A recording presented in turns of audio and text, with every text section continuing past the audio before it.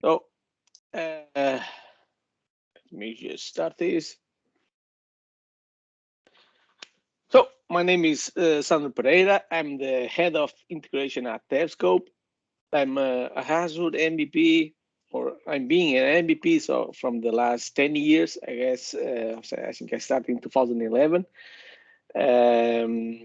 So you have my contacts there, my LinkedIn profile, my blog, my Twitter. So feel free to reach me out if you have any questions regarding, well, Power Automate, Logic App, Beanstalk, API management, everything that is related to enterprise integration or integration.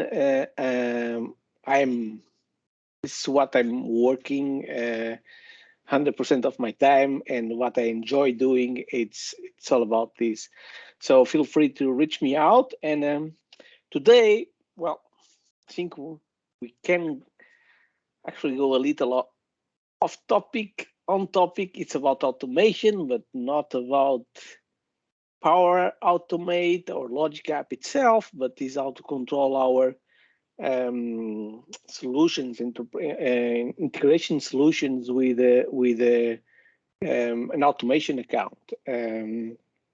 So I hope you enjoy. I think it's a good topic. I really like it. I am a developer in my essence, no, and for me to design solutions, and I think for all of us that are almost in the call, it's quite easy. No, it's what we do in a daily basis. Um, but we actually need to start thinking about the people that will manage our applications or our integration solutions or any kind of solution, as a matter of fact, because they don't know what topics they need to be aware, what service they need to be monitoring. Well, they don't. They receive these applications, and they have to do the best they can with the limited time that they have to put it everything under control and manage them after you deploy that to production. No, some of them may be critical, some of them may be non-critical applications, but uh, if you start thinking on that, you will avoid headaches in the future. I know I did a lot of, I passed with a lot of situations that, well, if we actually do this kind of monitoring since day zero, day one, it actually worked better. But it's always a topic that we will do it later on. Later on, we'll do it.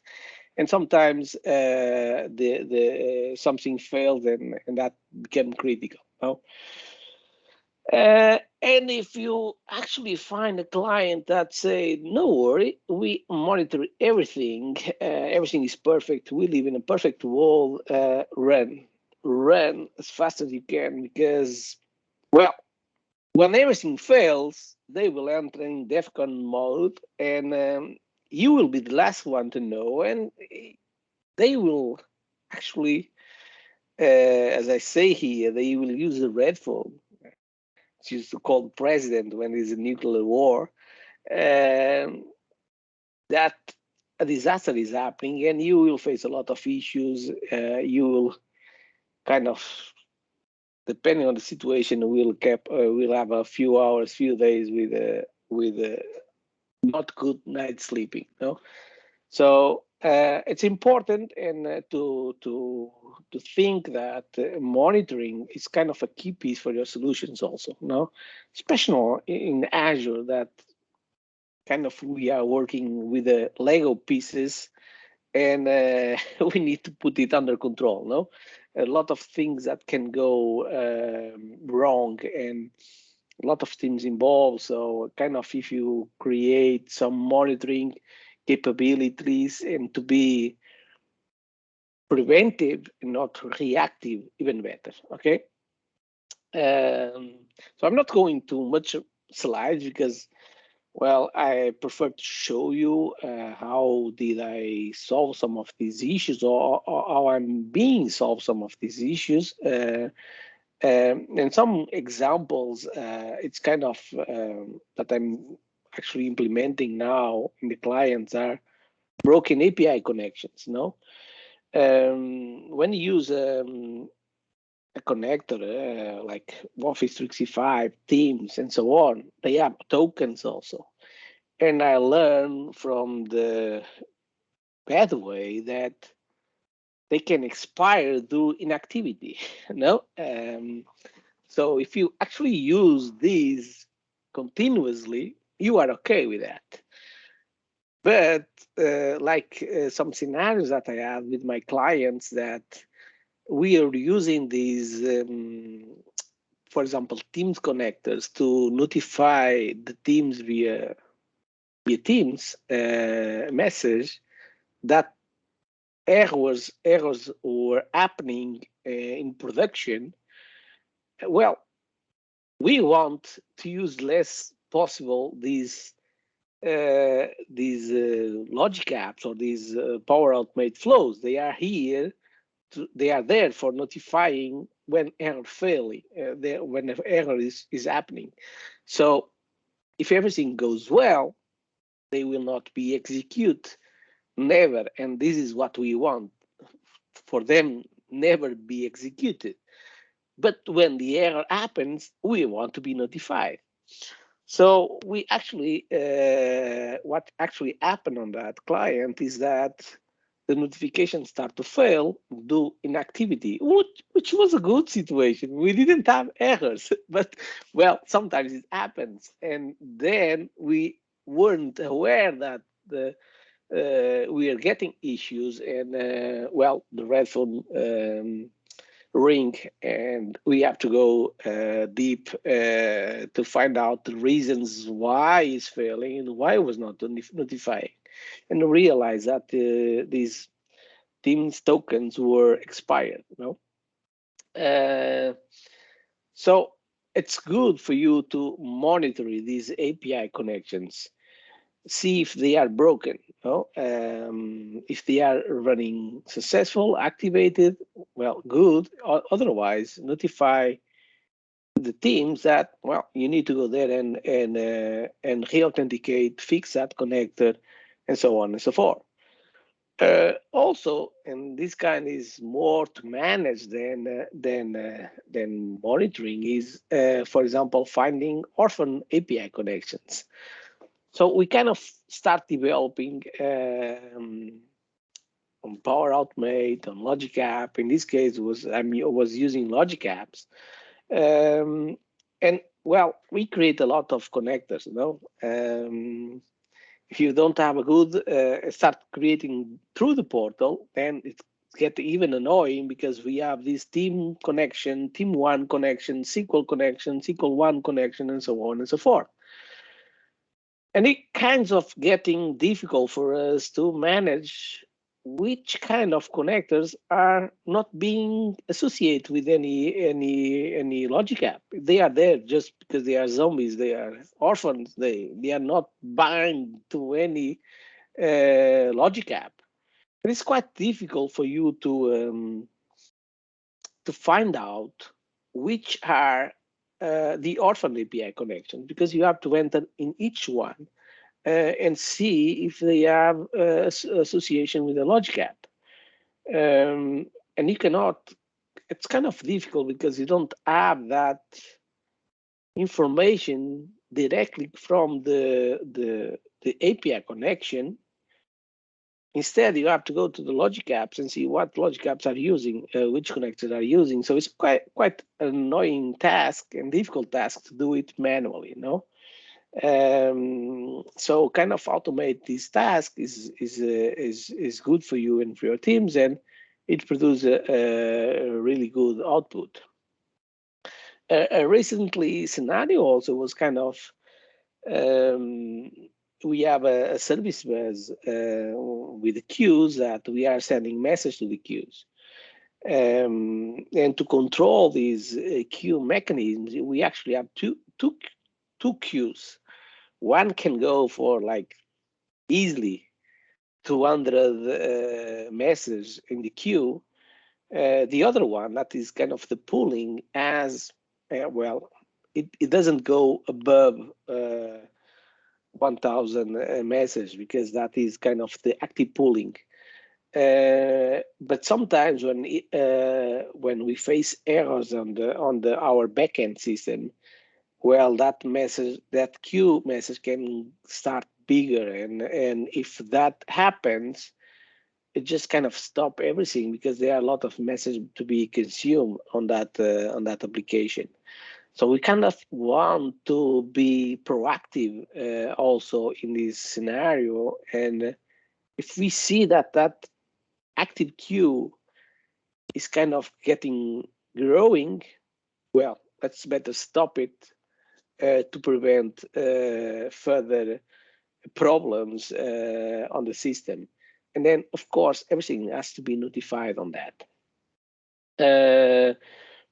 Well, also kind of being able to see what kind of logic apps are disabled, and which one are failing. There are a lot of things that we can actually monitoring and automate these tasks to be more preventive than reactive. No? So without further more slides, let's see some examples how can this be done. So normally I will, and let me put it here a bit bigger. What I normally start doing is use my PowerShell samples internally in my local machine. Why? Because, well, it's easier to debug. I can breakpoint, debug everything, and I actually start preparing what will be the end result. So in this case, I want to know which API are broken. Okay, and in this, well, I'm putting my personal subscription. I'm getting details of the subscription here. Well, kind of not necessary, but well, just fancy to have. And for each Azure resource that I found in my subscription, I'm actually going to all of them, try to find any logic app, and based on that logic app, I will try to extract the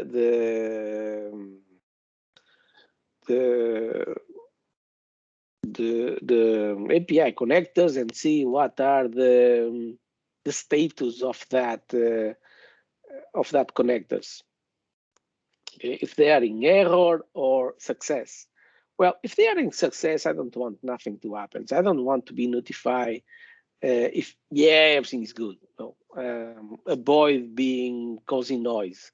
Otherwise, people will easily do a rule to move that emails out from the mailbox to a folder, and they are not actively looking to that or focus on that emails that they are receiving. I'm just emailing something if there is a non-conformity conform if there is some problems on that or some errors that I found on the API connectors.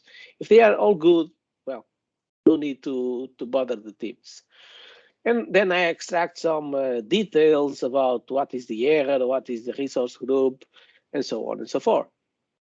And of course, then I later on, well, I don't want to put everything on the PowerShell script, emails, credentials, and SMTP, and so on and so forth.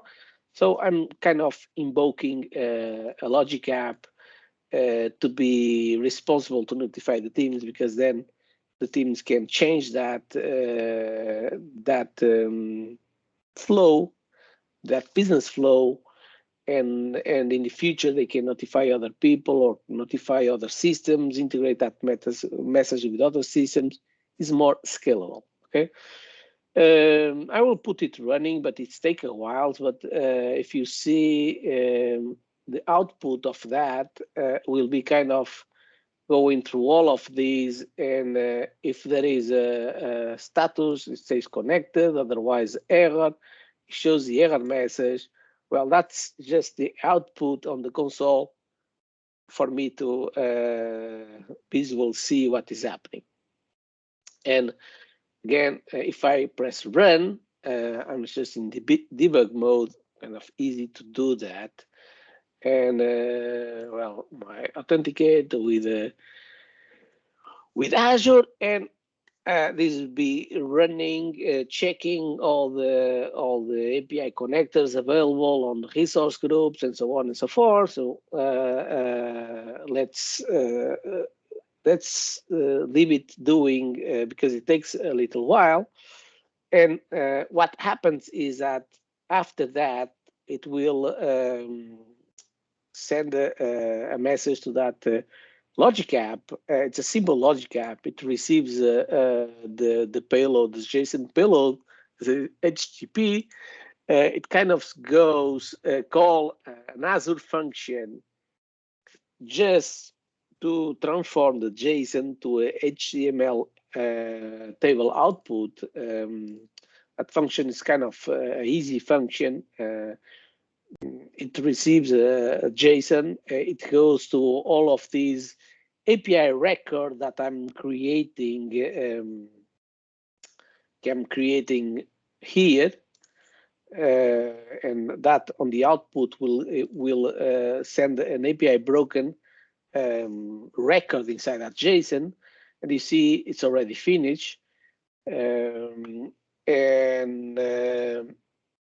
it will basically translate to tables in the HTML table that I will insert through HTML email template that I create here with a lot of pictures and so on, to be kind of a fancy, a beautiful email, because I know that, well, highs can sell, and you get people will get happy, clients will be satisfied if there is a good fancy email than just an ugly text email notifying. And then they will send it through the emails. In this case, I'm using the email. It can go to Teams or other stuff like that if you want. I can put the environment, if it's a dev environment, production environment, just so that we can control it, the client, and what is the monitoring that we are doing. And I probably already received the email, and I see 418, so I'm not lying. And let me put on the different screen, because it shows here. Right, we get this kind of beautiful email with all the connectors that are failing, so we need to go and fix that connectors. Okay. Well, this is good in my point of view, but this is a local PowerShell, so it's you have to run on demand. I don't want to do that. I don't want to every day or every week run these manually, because, well, we tend to forget. I have vacations also, so I'm not doing that on vacations. So we have to put that running somewhere. Well, I cannot put it running, or I don't want to put running on my local machines, because, or into my servers, because, well, it has credentials there and so on and so forth. So, well, not a good idea. So next step was, well, let's try thinking on as a function. Well, I can easily use an as a function. I can schedule it as a function, but I don't want to schedule it as a function because, well, I want to have more control of that scheduling and more control on the business flow. So I actually create a logic app to scheduling that and do all the logic about the notifications. But yeah, I just took the PowerShell code that I create locally, and I'm, well, with a small touch and a small difference there. I just put it running on the PowerShell as a function. As you see, it's kind of the same. Well, it doesn't have this kind of authentication because you already have on the Azure. It doesn't need that kind of subscription because, well, you control that on Azure. But as part of that, it will be kind of the same, no? I'm going to the resource, I'm getting the URL, and I get the rest of the stuff there, and basically it's the same, no? So it's kind of, if you build it locally, you can put it running anywhere on the Azure portal. And that's looking good. So I have a recurrence here. I have my same HTML body template there. Unfortunately, I don't have a direct way to connect to the PowerShell as a function through the Logic app. So there is a function connected, but it doesn't work with the PowerShell functions. So, well, we don't need it. We always have this HTTP connector that can do the job. So the function will have a URI, so you can use that to call that. And I'm not passing nothing to that Azure function. So it's a get method, and you just put URI, and that's it. So it's quite simple to do that. And then, of course, because I'm getting a JSON response from that function to be kind of similar to what I created locally. Well, I use this tokenizing. I tokenize the response, and then I check if there is errors or not. So I'm kind of seeing if the API broken record has records. If it doesn't have records, well, leave it. Don't do nothing. Otherwise, well, again, transform the record to an HTTP table, put on the mailbox, and send it again. Well, I can again run the trigger. It will take a while also. At the same time that took on Permis, because it's kind of getting. In this case, is quite faster because I'm only checking one resource group, and then it say that if there is error, it will go through and send an email, and I will get an email soon. Yeah, there it is. This is different because less showing less because here I'm not checking all the resource group. I'm only checking one resource group for failing connectors. But the end result will be the same. So how can I decide which resource group to control, because I don't have nothing here on the code, is through the identity, no? Well, that function is running through this identity, and then I can assign roles which resource group this function has access to read that information. In this case, I put ownership of the large gap resource group. Doesn't need the ownership. I was lazy and put that just to not facing any issues, but it doesn't need an ownership role. But yeah, if you want to monitor more resource group that has API connectors, you just add it here and that's it. Quite easy. And there is no kind of credentials It's not using Sandu credentials to access, nothing like that. So it's quite safe. What is the problem of that approach in my scenario or in my idea? Is that, well, I cannot use the consumption plan of the Azure function to run this PowerShell. I don't know why.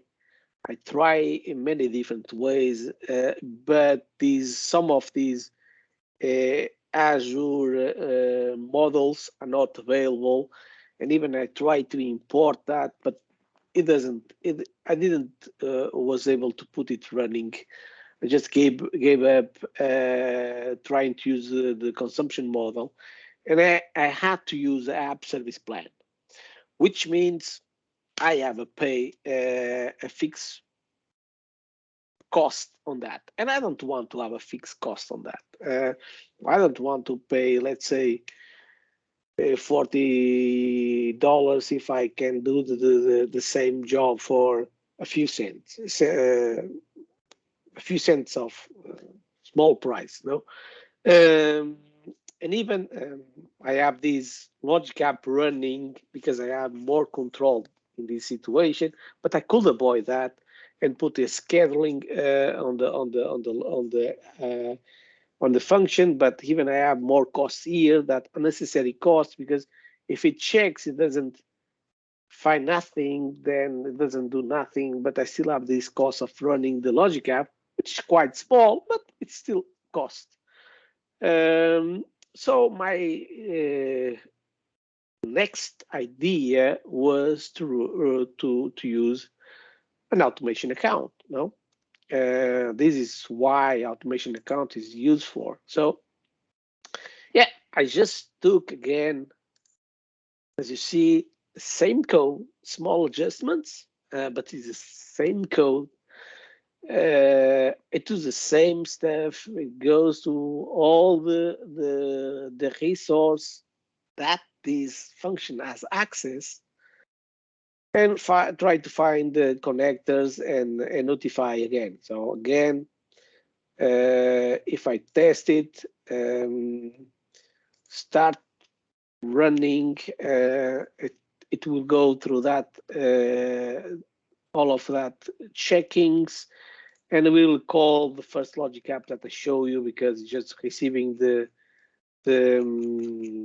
message, and we'll send an email that like you saw before. It's still the same. So to define what are the access that this runbook has, you have to set up this identity and then provide access to that role assignment to that identity. In this case, I'm having to that specific subscription. And again, I will receive hours. I'm not lying. I will receive the same email that I received previously.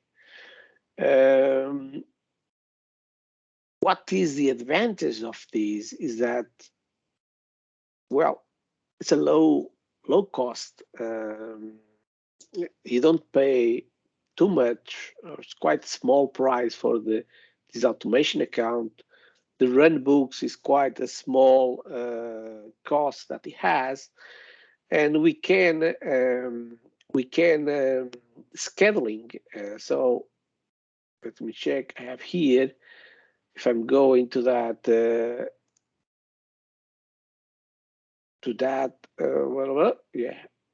I can create schedulings. I can have a scheduling link to that run book and run it after the hourly base, weekly base, whatever. So it's quite easy. You have everything there. It's quite a good place to have. I think this is, for me, this is what I'm using now to control this type of resources and requirements that we have. No? So as I told you, just to provide you another example of that, Let me show you the PowerShell script. Well, in this case, I'm just kind of doing the same stuff, doesn't matter there. I have a queue to monitor. So I set up here I'm using the service bus queue model. What is the resource group, namespace of that queue and the queue. And this will get the details of the queue. And there is the count details. And you see that active message count. Just for this monitoring to work, I changed this to be instead of greater than 1000, I need to put less than 1000 because, well, this queue has 0 message. So if I'm doing that, I also want to do another thing. So if there is a lot of queues, I want to disable, for example, this logic app. This logic app here, there's a concept of this logic app is kind of getting the message and put it on the active queue. So if there is a lot of message there, I want to disable this queue, not to put more message to be processed. And again, I send an email, a request to a logic app so I can easily control. Let me find it here, where it is. Yeah, edit. So quite easy. I receive that. Easy stuff. Just I have an email template here, and again I send a notification based on almost same type of flow. So as you see also here, not to lie, this logic app is enable. So if I'm running that, yes, and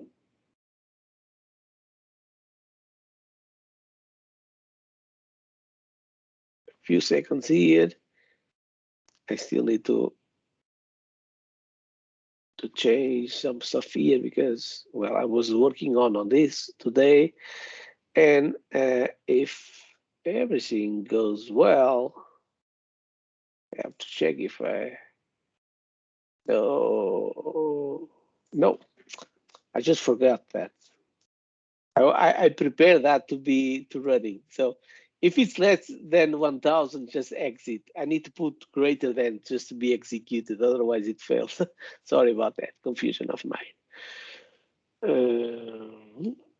And let me check that. Okay, once again. Just a second, this is quite easy and fast way. So yeah, got it, send it.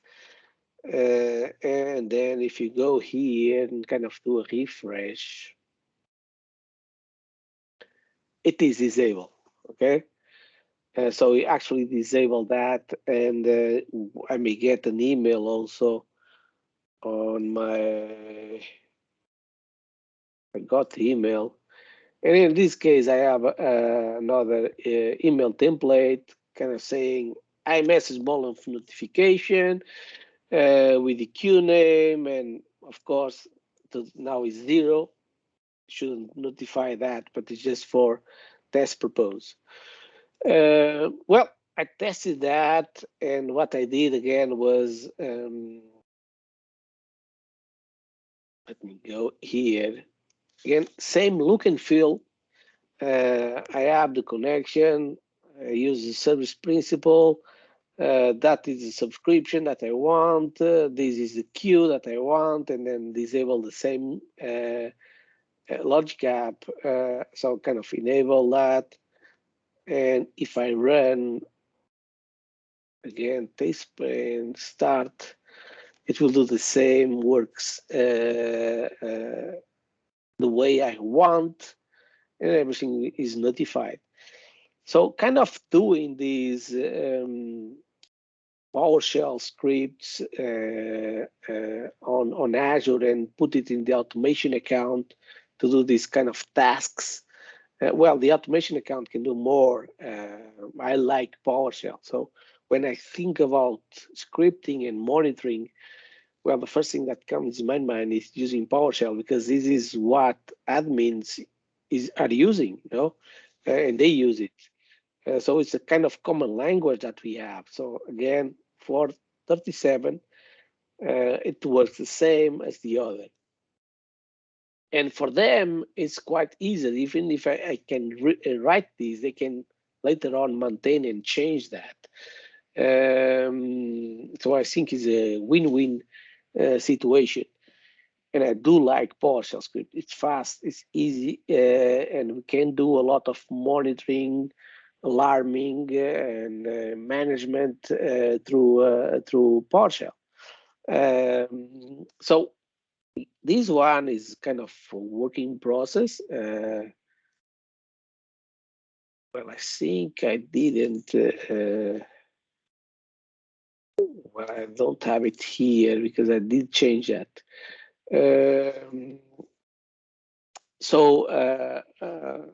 Mike Steffens, one of my friends, created a PowerShell script to control what are the Orphan API connectors. These are kind of trash that are inside your resource groups. So you can easily delete that, but you have to be sure if they are not being used or not. So in this case, I just create update that PowerShell script is going to the subscription to the resource group you want. And I think I have another one that, yeah, this is the one, this is the last one. It doesn't, so I have one here to go to a specific resource group. This one goes to all the entire subscription, pass all the resources that you have, finding all the API connections, and they actually produce a report what logic app is using, what connections are using, and what are the ones that are disconnected. Well, it serves kind of a documentation if you want, just to associate all the logic, all the API connectors to a specific logic apps. And some of them can be kind of common, being used in several ones. And it also notifies you what are the ones that are not being used. So I actually create a tag saying deprecate yes. So if I find a connector that is not being used, I create a tag called deprecated and put a yes value there. So I can then, I could delete it, but I don't want that. I want the IT team to go there, manually delete it for safe concerns. At least we decide not to do that, but I can easily delete that. But again, it's kind of, I spend 5 minutes and I have a full report and a full identify API connectors that I can be deleted and what are being used for certain applications. Okay, and this is just a few examples of how you can use PowerShell inside the automation account to monitor your integrations. Yeah, all of these key components of your integrations. But speaking about integrations, you can monitor everything, your applications, everything that is on Azure. You can use scripting and the automation account to kind of automate these tasks, okay, in a safe way. There is no authentications, no passwords there in place, so it's kind of safe, no? Let me check. And I hope I didn't have spent a lot of, I was not that quick, and you still have some questions there. Otherwise, this was kind of the idea that I had to show you and to demonstrate how to do that.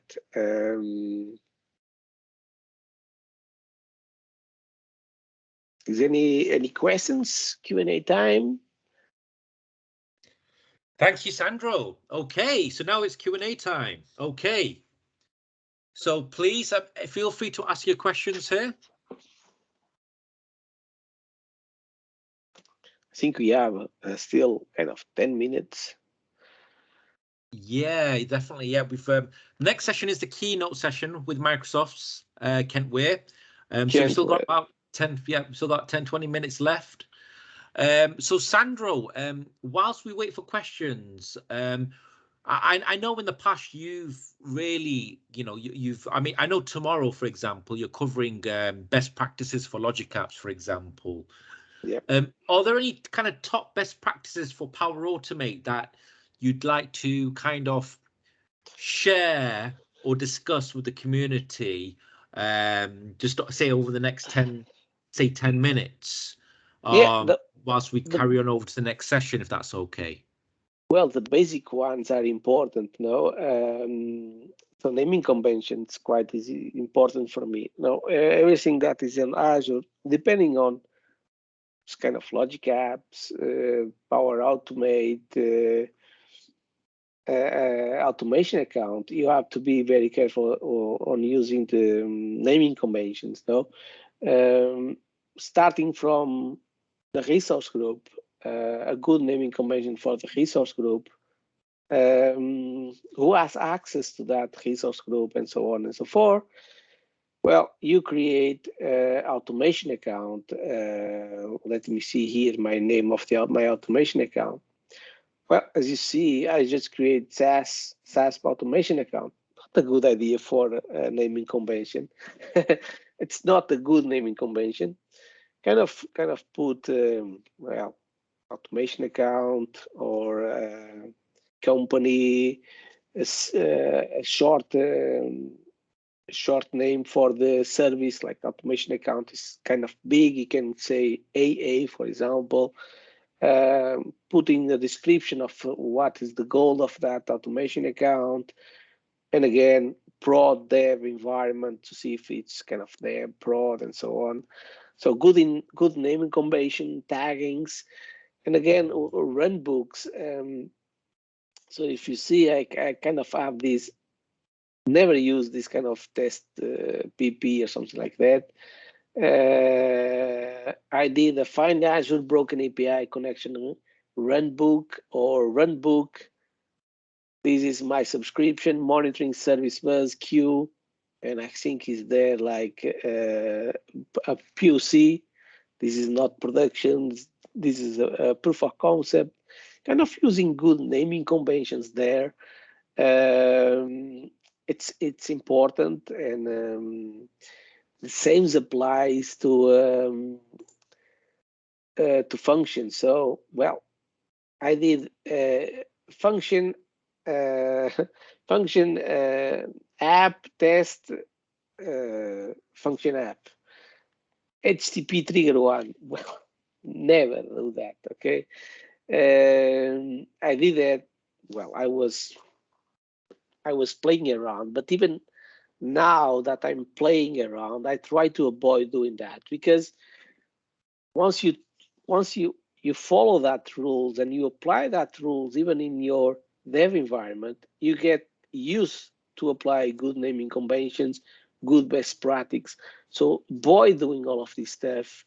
Well, kind of be secure, never put passwords and credentials on the code.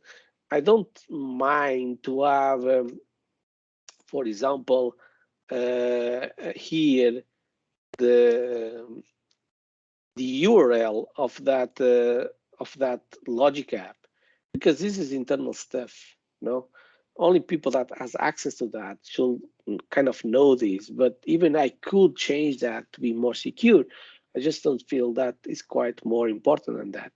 But again, this kind of naming convention, tagging, securities, you should be aware of that and apply these continuously in your daily.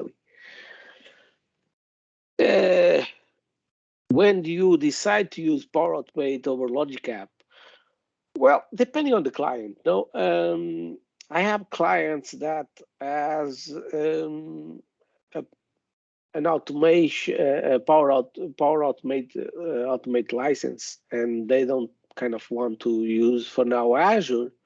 So I can easily change that to a Power Automate. But the thing is that there are some certain stuff that they are premium on Power Automate, kind of HTTP functions and so on. We cannot easily do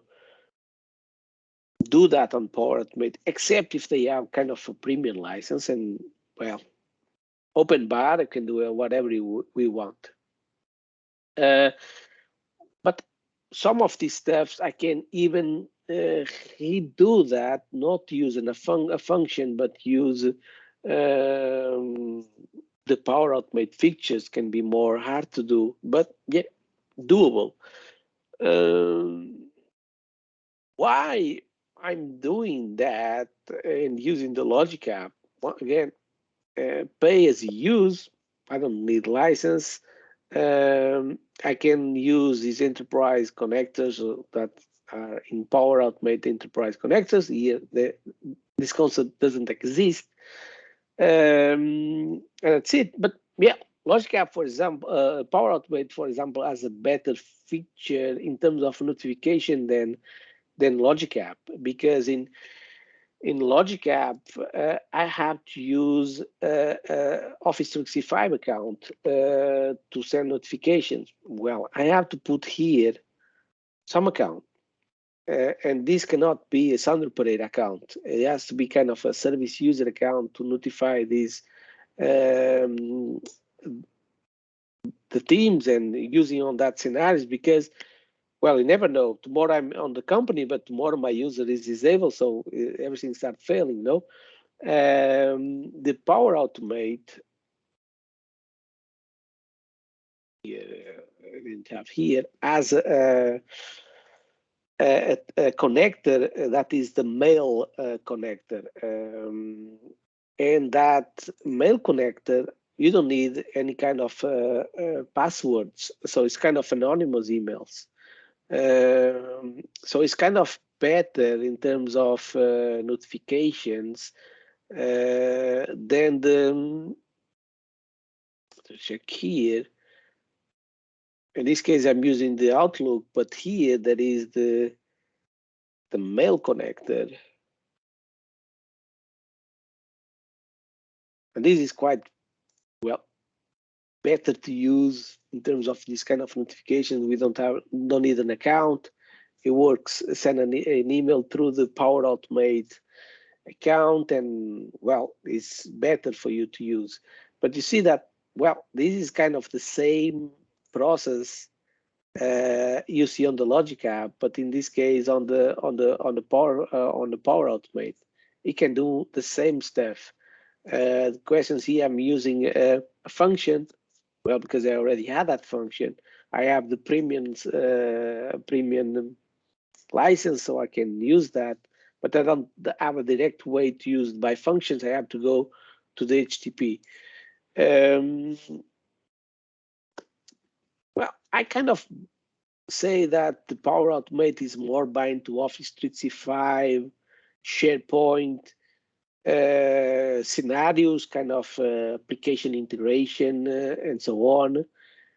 Logic App is more kind of, I don't want to say enterprise integration or enterprise ready, because, well, Power Automate is kind of enterprise ready also, but is more used in enterprise scenarios. So kind of ADI, EAI, B2B, all of this stuff.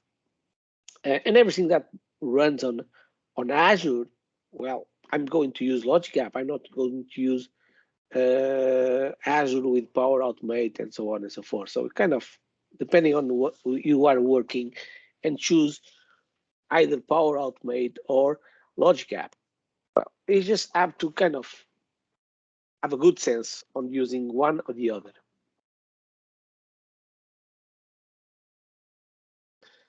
What else? Any way to use DevOps with Power Automate? I think so. Well, I didn't use it yet. I'm about to start installing the solution on the client.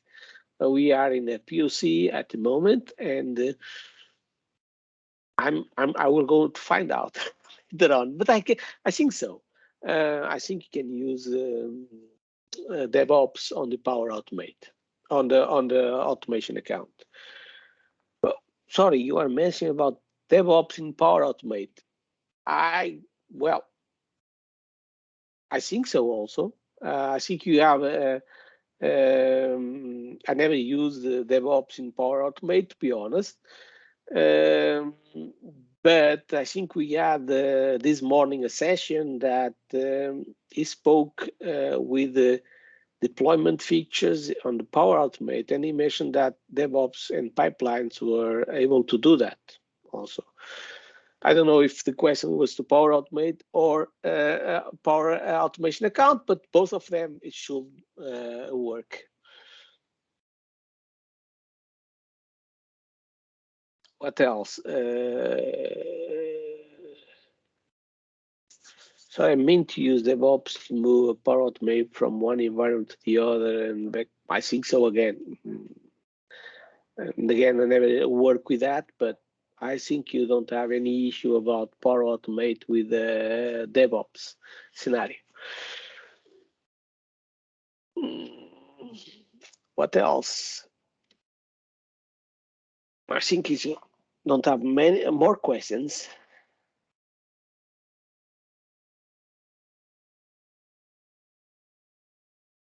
All good? Hi, Sandro. Yes, just taking a look now to see if there's any other questions.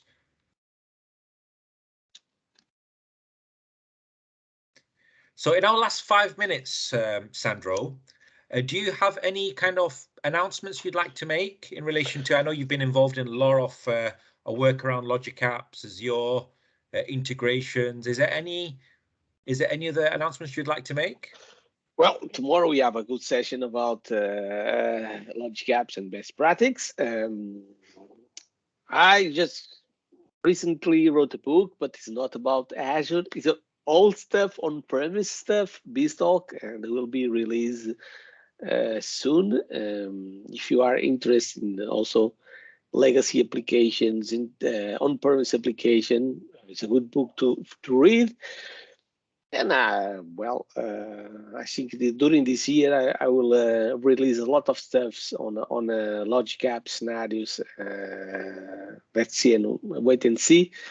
Nothing else at the moment.